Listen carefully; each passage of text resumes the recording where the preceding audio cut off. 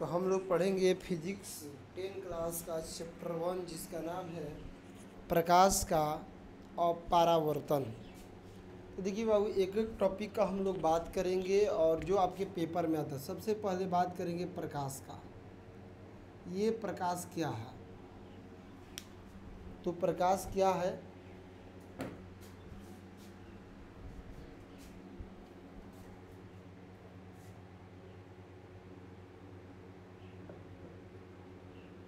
ये बात करेंगे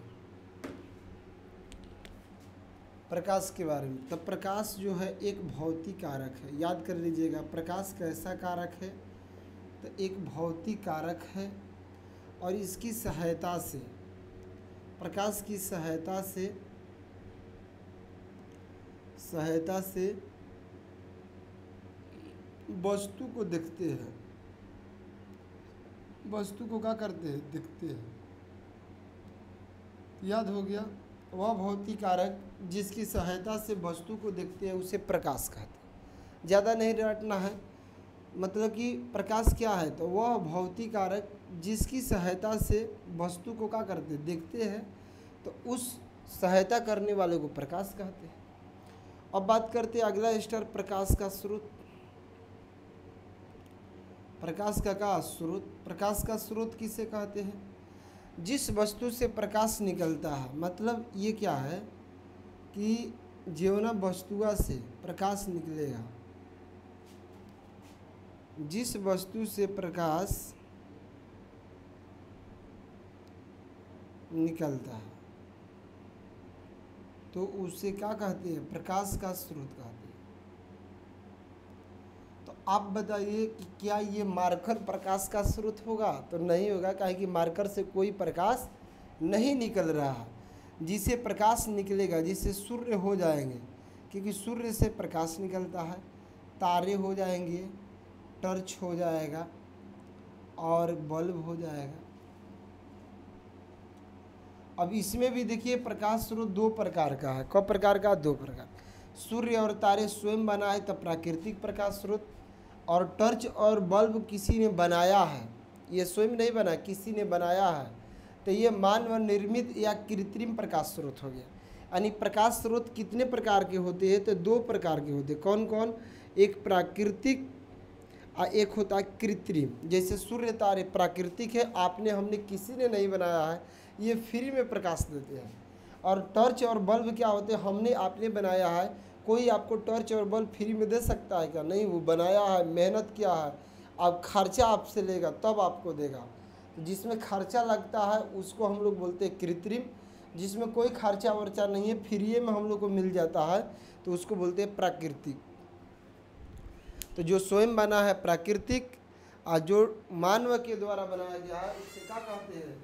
तो कृत्रिम कहते हैं। तो इस बात को पूरा क्लियर कर लीजिएगा, और क्लियर हो भी गया, ज़्यादा रटना नहीं पड़ेगा आप लोगों को।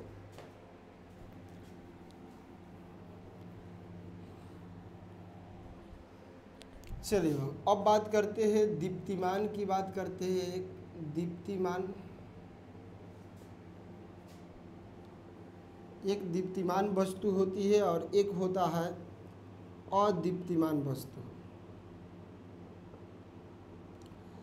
पता चलिए रहा है कि दीप्तिमान जो दीपक की तरह जलकर प्रकाश देता है, ये क्या करता है? हम लोग को प्रकाश देता है।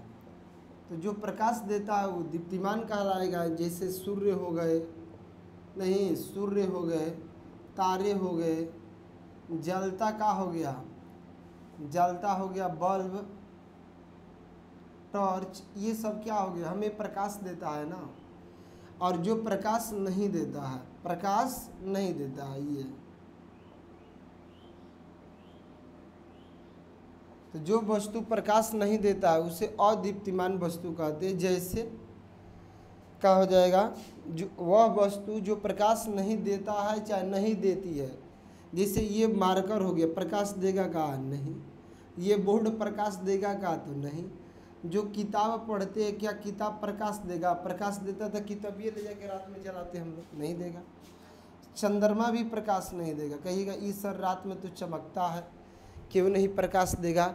तो प्रकाश नहीं देगा मेरे शेर, क्योंकि चंद्रमा में अपना खुद का प्रकाश नहीं होता है, ये सूर्य से चमकता है। इसी तरह सारे ग्रह हो जाएंगे, उपग्रह हो जाएंगे, क्योंकि इसमें अपना कोई प्रकाश नहीं होता। तो ये क्या है, अदीप्तिमान वस्तु है। अगला टॉपिक की ओर बढ़ते हम लोग देखते हैं। अब बात एक समझाते हैं टॉपिक प्रकाश का प्रकीर्णन। एक टॉपिक आता है जिसका नाम है प्रकाश का प्रकीर्णन। बहुत अच्छा स्कैटरिंग जिसको बोलते हैं। देखिए इसका बहुत बड़ा महत्व है। हम इस घर में है, प्रकाश उधर से खिड़की से आ रहा, डायरेक्ट तो सूर्य का प्रकाश नहीं आ रहा, छत पे पड़ता होगा, लेकिन खिड़की से कहीं रोशनदार से आकर पूरी कमरा में प्रकाश फैल गया। क्यों? तो प्रकाश क्या होता है, हवा में धूल कण होती है। हवा में क्या होते हैं, धूल कण। जब इस पर प्रकाश पड़ता है, मान लीजिए यहाँ से प्रकाश आया, इस पर पड़ गया, तो ये प्रकाश चारों ओर छितर जाता है, फैल जाता है। तो इस घटना को हम लोग कहते हैं प्रकाश का प्रकीर्णन। तो याद कर लीजिए, प्रकाश किसी धूल कण पर पड़कर चारों दिशाओं में फैल जाता है, तो उस घटना को प्रकाश का प्रकीर्णन कहते हैं। बस इसी को अपने माइंड में लो ना। ये नहीं कि हम यहाँ सेंटेंस लिख देंगे तभी सर हमको आ रहा है, ऐसा मत करो। आप दिमाग में लो कि सर क्या बता रहे। तब प्रकाश, यहाँ कोई कण है, इस कण पर प्रकाश पड़ा, चारों ओर फैल गया, तो इस घटना को कहते हैं प्रकाश का प्रकीर्णन। फिर अगले कण पर पड़ेगा, ये भी चारों ओर फैल जाएगा। इसी तरह पूरे रूम में प्रकाश फैल जाता है। हम उन वस्तुओं को देख पाते हैं जहाँ प्रकाश सीधा नहीं पड़ता है। तो इस बात का बहुत विशेष ध्यान रखिएगा कि प्रकाश का प्रकीर्णन क्या होता है। अगला बात करते हैं आप लोग का किरण का, जिसको रे बोलते हैं। जो प्रकाश होता है, एक पथ पर प्रकाश चलता है, इसी को हम लोग कहते हैं किरण। किरण का मतलब है कि प्रकाश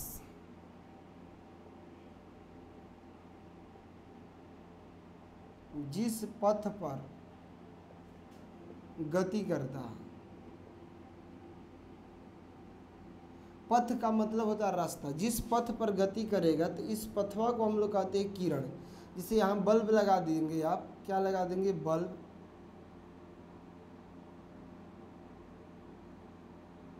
मान लीजिए ये बल्ब है, तो इस बल्ब से ऐसे प्रकाश निकलता है, ऐसे। तो यही सब क्या है, किरण है। प्रकाश एक पथ पर गति करता है, इस सभी को किरण बोलेंगे। अब टर्च जलाइएगा तो एक ही किरण नहीं, बल्ब जलाएंगे हजारों किरणें निकलती हैं। तब प्रकाश जिस पथ पर गति करता है उसे हम लोग किरण कहते हैं। याद कर लीजिएगा। अगला बाबू बात करेंगे टॉपिक का किरण पुंज। इसका नाम है किरण पुंज। इसको हम लोग बीम बोलते हैं, बीम। देखो किरणों के समूह को किरण पुंज कहते हैं। जैसे ये किरण पुंज है, तो ये क्या होगा, किरणों के समूह।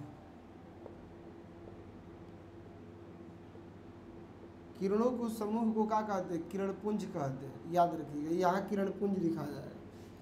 जैसे एग्जाम्पल के तौर पर, जैसे ये वाला किरणें है, देखिए ऐसे किरण एक बिंदु से जैसे निकल रही है, तो ये किरणों का समूह हुआ।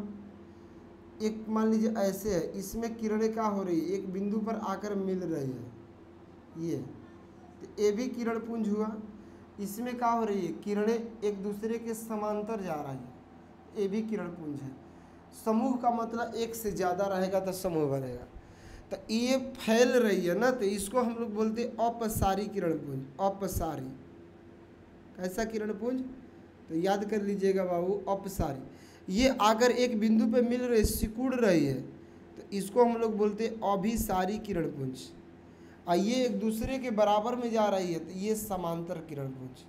तो आप लोग को याद हो गया कि किरण पुंज कितने प्रकार की होती है। तो किरण पुंज 3 प्रकार की होती है। अपसारी डाइवर्जिंग बीम बोलते हैं, अभिसारी कन्वर्जिंग बीम, और ये होता है समांतर किरण पुंज पैरेलल बीम बोलते हैं।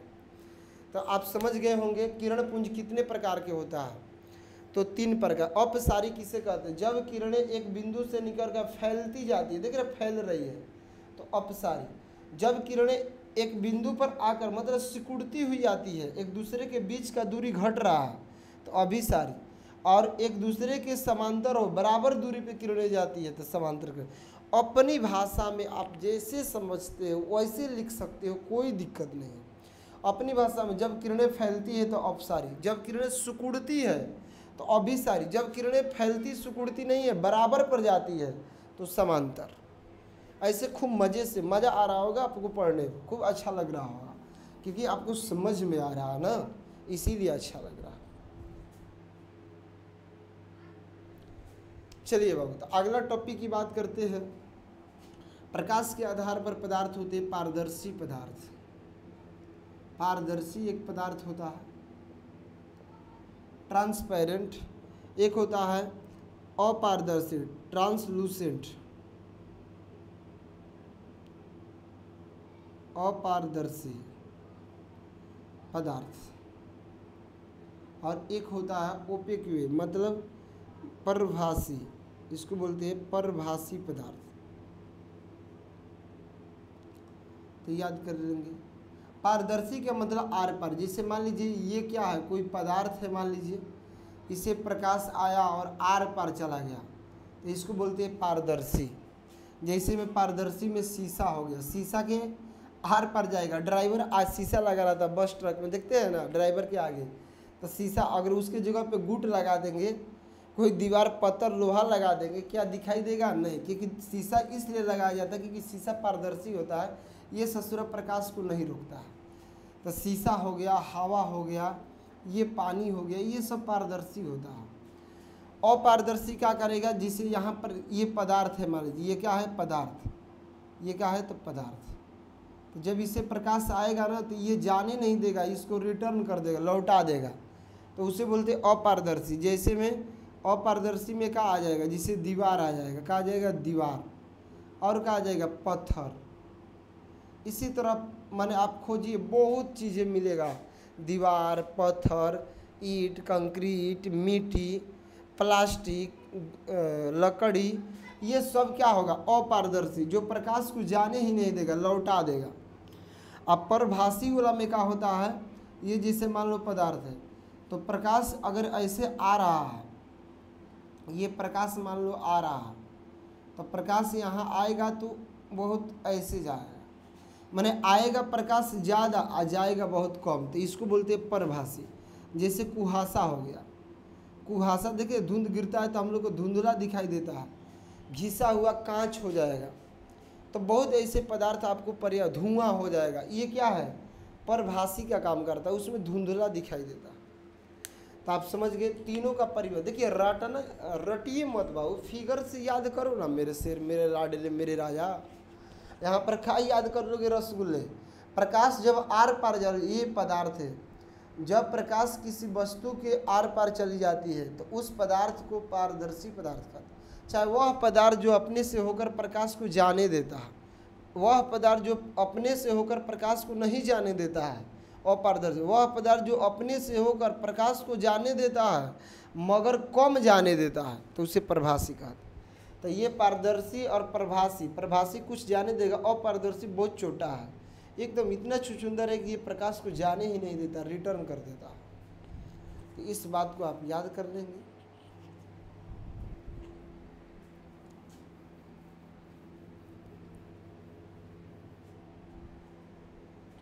अगले टॉपिक की ओर आते हैं जिसका नाम है प्रकाश का परावर्तन, जो आपके चैप्टर का ही नाम है, देख लीजिए प्रकाश का परावर्तन।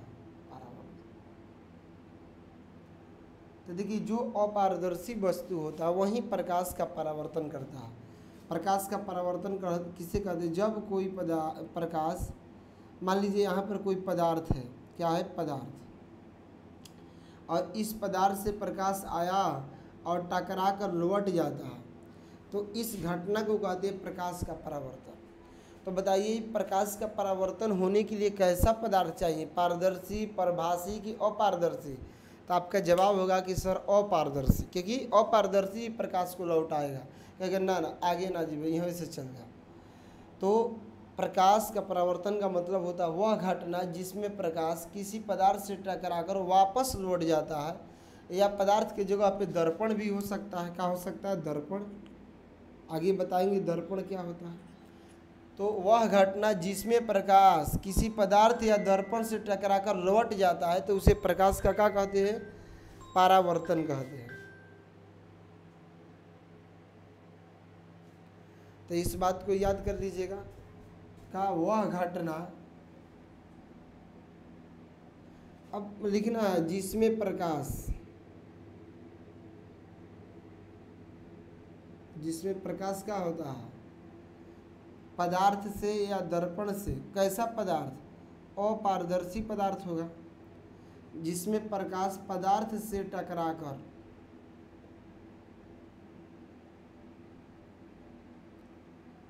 लौट जाता है। तो उस घटना को प्रकाश का क्या कहते हैं? परावर्तन कहते हैं। परावर्तन का मतलब होता है टकरा कर लौटना। परावर्तन का मतलब होता है रिटर्न होना। जब प्रकाश जाके लौट जाएगा तो उसी को बोलते हैं प्रकाश का परावर्तन।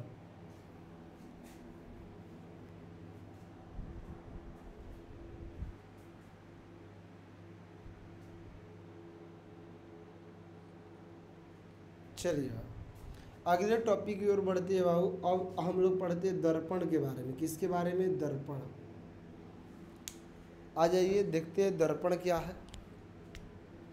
देखिए दर्पण को इंग्लिश में हम लोग मिरर कहते हैं, मेरे छोड़े। मिरर माने होता है दर्पण। दर्पण का मतलब होता है, ये बोर्ड भी दर्पण हो जाएगा जो बहुत चिकना हो जाएगा तो उसी को दर्पण कहते हैं। मतलब वैसी वस्तु बोल सकते हैं, वैसी वस्तु जिसकी परावर्तक सतह, जिसकी का परावर्तक सतह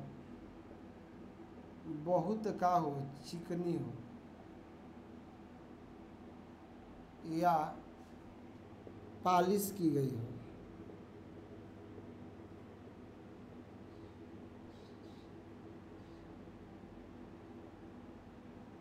तो उसे हम लोग क्या बोलते हैं? दर्पण बोलते हैं। तो याद हो गया दर्पण किसे कहते हैं? वैसी वस्तु जिसकी सतह का हो, बहुत चिकनी हो या पालिश की गई हो तो उसे दर्पण कहते हैं। जैसे एग्जाम्पल के तौर पर ये जैसे दर्पण हो जाएगा, इधर वाला जो जैसे ये दर्पण हो गया शीशा, मान लो शीशा, दर्पण आ जाएगा समांतर किसका बनाई जाती है? शीशा का बना होता है। दर्पण किसका बना होता है? तो इधर का पेंट कर देंगे तो इधर वाला जो सतह होगा ये कहलाएगा परावर्तक सतह। याद कीजिएगा, जिस पर प्रकाश पड़ता है ना उसको बहु परावर्तक। इसको रंगे हैं तो रंगे हैं तो इसको बोलेंगे रजतित सतह, रजतित सतह। तो आ जाएगा परावर्तक सतह किसे कहते हैं? तो कांच का वह सतह जिसे रंगा नहीं जाता है, जो सादा रहता है, उसे परावर्तक सतह। जिसे हम लोग चेहरा देखते हैं ना, तो देखे होंगे जो शीशा होगा उसको निकालो प्लास्टिक में से तो पीछे रंगा गया होगा, पीछे रंगा गया। अगर दोनों ओर वैसे ही रहेगा तो आपका चेहरा ही नहीं बनेगा, प्रकाश आर पार निकल जाएगा, क्योंकि शीशा पारदर्शी होता है और जब प्रकाश टकरा कर लौटेगा तभी आपका चेहरा बनेगा। इसीलिए उसको रंग कर अपारदर्शी बना दिया जाता है। ये बात हो गया कि ये परावर्तक सतह, इधर रचित सतह हो गया। लेकिन ये बहुत चिकना होता है, हाथ रखिएगा ना बहुत पॉलिश किया हुआ रहता है। वहीं कह रहा है कि वह वस्तु जिसका सतह का हो, बहुत चिकनी हो, बहुत चिकनी, यानी क्या की गई हो? पॉलिश की गई हो, तो उसे हम लोग दर्पण कहते हैं। और दर्पण समानतः कांच का बना होता है, शीशा का बना होता है। आ जाएगा दर्पण किसका बना होता है? शीशा का। आगे बात करेंगे हम लोग दर्पण के बारे में।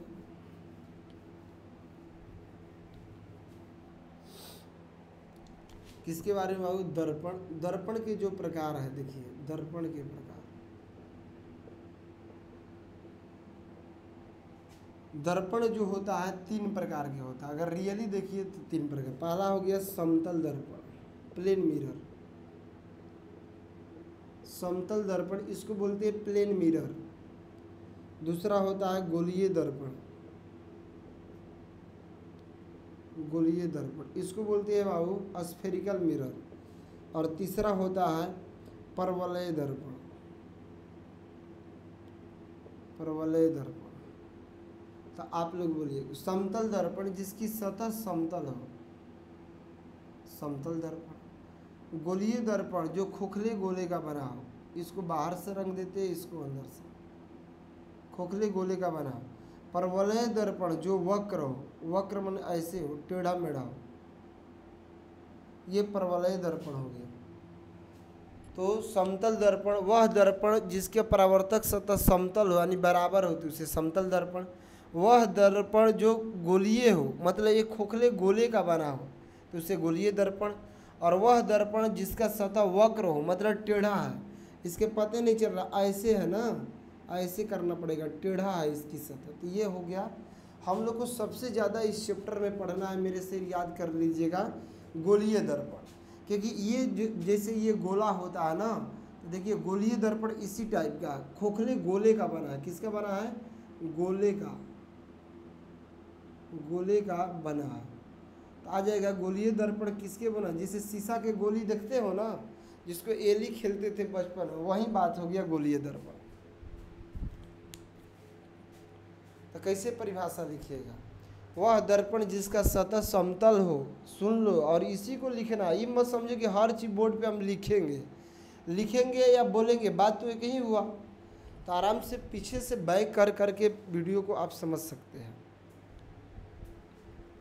अब आगे आते हैं,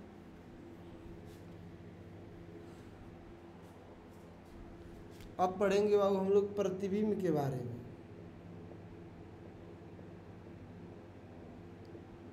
किसके बारे में?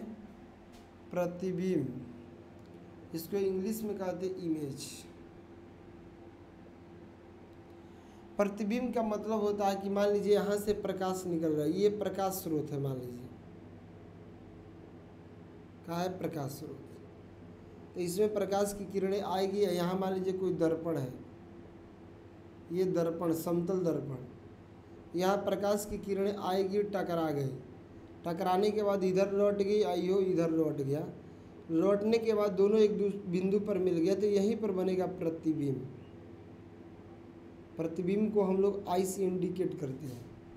तो प्रतिबिंब किसे कहते हैं? प्रकाश स्रोत से आने वाली किरणें दर्पण से टकराने के बाद जहाँ मिलती है या कुछ ऐसा होगा कि प्रतीत होगा, तो उस बिंदु को प्रतिबिंब कहते हैं। कैसे लिखिएगा? फिर से ध्यान से सुनिए।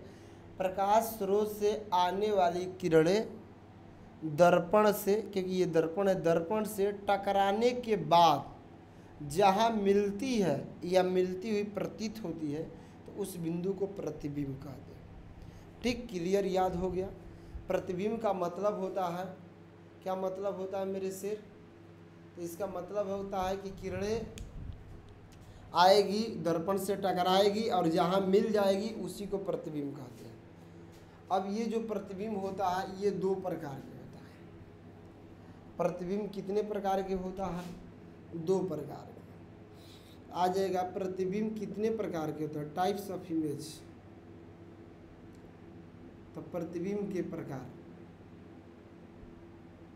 तो ये दो प्रकार के होता है। एक होता है वास्तविक, इसको हम लोग बोलते हैं रियल इमेज, इसको बोलते हैं क्या? Real image. और दूसरा होता है काल्पनिक, इसको हम लोग बोलते हैं काल्पनिक, या इसी को हम लोग बोलते हैं आभासी।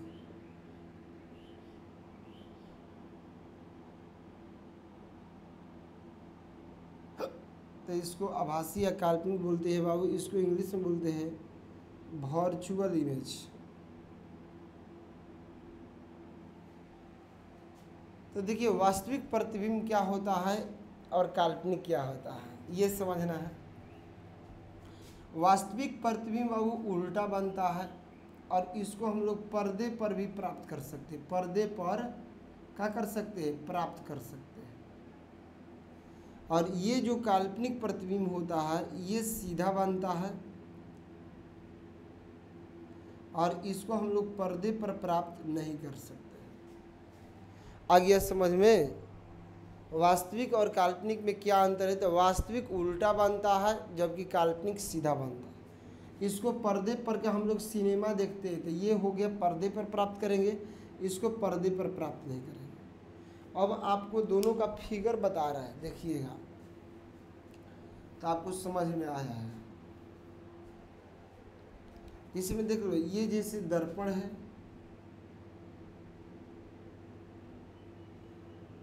यहाँ पर प्रकाश की किरणें आ गई, टकरा गई, मान लीजिए टकराने के बाद ये किरणें लौट गई,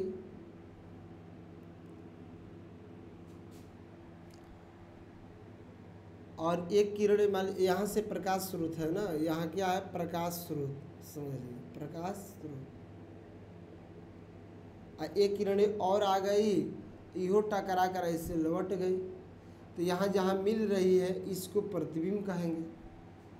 ये बात होगी। एक इसमें आप देखिए, जैसे ये भी दर्पण है, इसको बोलते हैं हम लोग उत्तल दर्पण, आगे पढ़ाएंगे।